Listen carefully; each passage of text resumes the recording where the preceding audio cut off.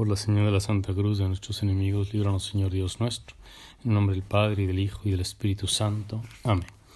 Señor mío y Dios mío, creo firmemente que estás aquí, que me ves, que me oyes. Te adoro con profunda reverencia.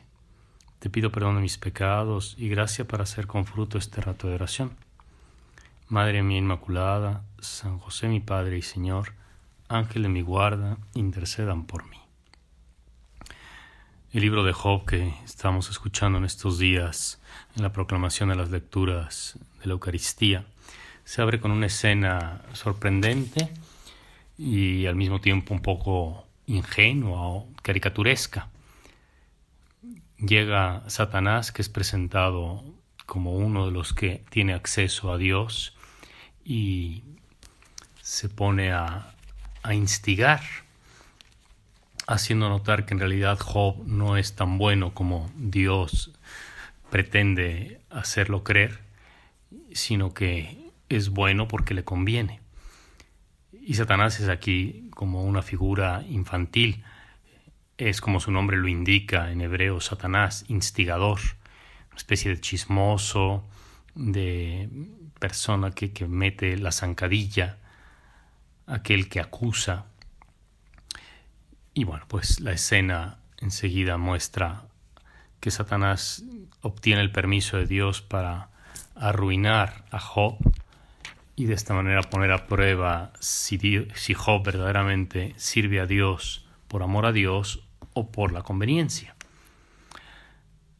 Pero justamente esta presentación así caricaturesca, deliberadamente dejada así, es para hacer notar que aquí no se nos está tratando de explicar con claridad o sin misterio alguno cuál es la relación que hay entre Dios y Satanás. Eso no le toca al hombre saberlo. No le toca al hombre definir por qué Dios permite que Satanás actúe en el mundo. En cambio, lo que sí se nos deja ver con toda luz es que el origen de los sufrimientos de Job no es Dios. Dios es inocente. Tú eres demasiado bueno, dice el profeta Habacuc, dirigiéndose a Dios. Eres demasiado bueno para que tus ojos puedan ver la maldad. Esa es la realidad. Y junto con esta verdad que el libro de Job nos va manifestando, está clara la acción diabólica en el mundo. Uno se lleva la impresión en el conjunto de la Escritura Sagrada de que Dios ha sido fiel a su designio original de permitir que sus criaturas, o sea, ángeles y hombres, ocupasen como lugar propio todo el universo cosmos, todo el mundo material. Y que cuando los ángeles se rebelaron, cuando aquellos ángeles malvados o se hicieron malvados a sí mismos, Dios siguió siendo fiel a su designio, de tal manera que ni siquiera los demonios, ni siquiera Satanás pudiera acusar a Dios de ser injusto o de jugar sucio. Si Dios hubiera eliminado a Satanás, lo hubiera aniquilado, al final el terror se hubiese apoderado de todas las demás criaturas. Pero como Dios quiere a sus criaturas y desea que lo quieran libremente, sin coacción, sin ningún tipo de presión, por decirlo así, también dejó existiendo a los demonios, con su naturaleza propia. Entre los libros sapienciales, además del de Job, el libro de los Proverbios, el libro de la Sabiduría, por ejemplo, dirán que Dios ama a todas sus criaturas y que si alguna no la amara ya hace tiempo que hubiera dejado de existir. Dios no destruye, no aniquila, no regresa, por decirlo así, a la nada a las criaturas que ha creado. Respeta el bien que hay en ellas y respeta también la libertad de Satanás. incluso con los trazos estos un poco de cuento de niños, como de fábula, con que el libro de Job se abre y nos deja ver a Satanás como esta figura que ha dado vueltas por el mundo como una especie de paseo ocioso. La Escritura Sagrada en ningún momento deja sospechar que Dios se recrea en el mal o que instiga al mal. Es siempre el maligno. Y se percibe en el conjunto del texto sagrado que el maligno, que Satanás, tiene capacidad de influir en las cosas materiales, en el cosmos, en el mundo físico.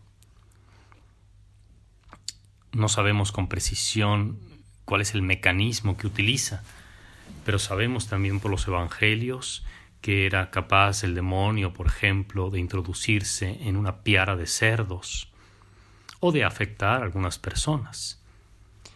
El caso es que con ese poder Satanás aflige a Job, en primer lugar destruyendo sus bienes, sus ganados, también moviendo los elementos naturales con el terremoto, el vendaval, que destruye la tienda donde habitan sus hijos.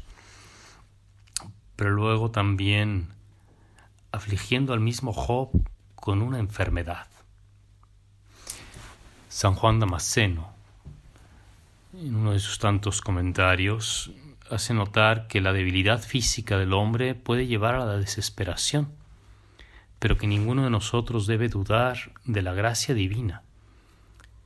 Con razón el apóstol San Pablo dirá que nadie es tentado por encima de sus fuerzas. Y hemos de creer en esto, hemos de confiar totalmente en esto. Que nadie diga, Dios me ha afligido a tal grado que es justo que yo desespere, que yo cometa una injusticia. Job le pone palabras a la experiencia del hombre que se ve como arruinado y se siente afligidísimo, torturado por los acontecimientos externos y por aquello que le duele en su interior, en su propio cuerpo. Y dice el texto sagrado que Job abrió la boca y maldijo su día diciendo, muere el día en que nací, la noche que se dijo, se ha concebido un varón. Y Job desea la muerte. Son sentimientos muy fuertes, sentimientos que brotan de un dolor agudísimo y que prácticamente rayan en la desesperación y denotan que hay una amargura psicológica, emocional. Quizá los psicólogos hablarían de un colapso del sistema nervioso. Y Dios se siente desgraciado. Job se siente desgraciado y piensa que su vida ya no tiene sentido. El texto que leemos hoy se queda aquí, como si el horizonte del hombre estuviera allí cerrado. Pero es verdad que esa es la lectura que hace el hombre natural, el hombre que no conoce el más allá, que no conoce las esperanzas de la vida eterna. Y esta primera situación o este cuadro que se nos ofrece donde el mal se introduce en el mundo por instigación de Satanás y luego es padecido por el hombre, sea exteriormente en los bienes que pierde, sea en su propia carne, con la enfermedad o con el dolor, nos deja ya entrever una realidad que para nosotros es fundamental.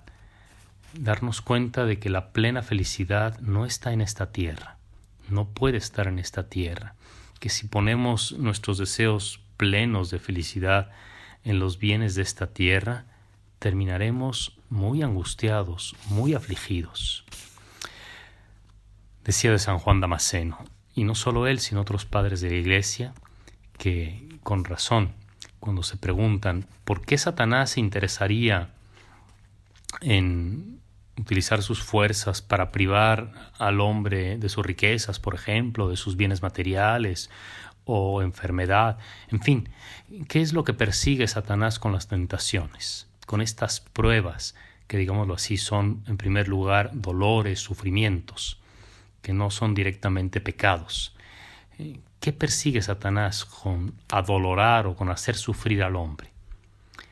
Persigue hacerlo desesperar de la bondad divina.